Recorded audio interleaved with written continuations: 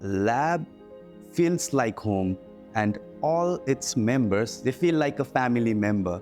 And I strongly believe that people with the same purpose to make insurance more accessible and more inclusive for people around the world, I think nothing is impossible. In Armenia, the economy depends heavily on the agricultural sector, and as the climate risks deteriorate, the agricultural sector is the one most harmed. We conducted surveys and we discovered that only 30% of farmers ever had purchased an insurance. So we created this prototype, which we call Arm Agro, and we hope that through that prototype, farmers could get access about the tools that they can use to fight against climate risks and also learn about the insurance policies that our companies are providing. Actually, we are working on agriculture side. We are working on crop insurance because agriculture is one of the major contributor of the economy of Nepal. We did an extensive round of interviews. We followed human-centric design thinking approach.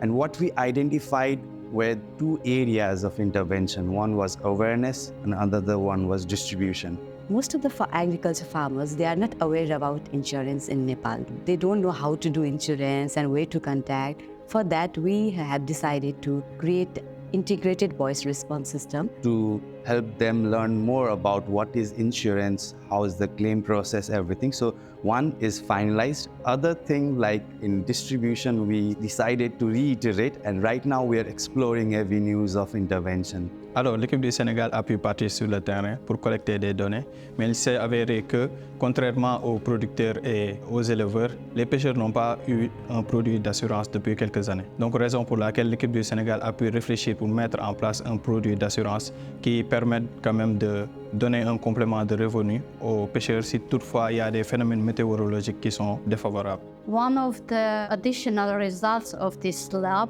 is that before, insurance companies didn't speak much about climate, but in the last two sessions, they started to speak about climate problems more than me. So this is a great achievement and a great outcome for this lab. Beaucoup de leçons ont été tirées et la principale, c'est vraiment de pouvoir échanger avec plusieurs acteurs, non seulement au niveau national, mais au niveau des différents pays concernés par ce Lab 4.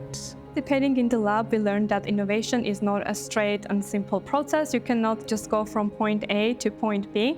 Instead, it is just like a circle. You're gonna do one thing, then you're gonna talk with your stakeholders, talk with your end users, which in this case are farmers, get insights, and then repeat the process over and over again until you get into somewhere that is beneficial both for your stakeholders and adds value to the farmers.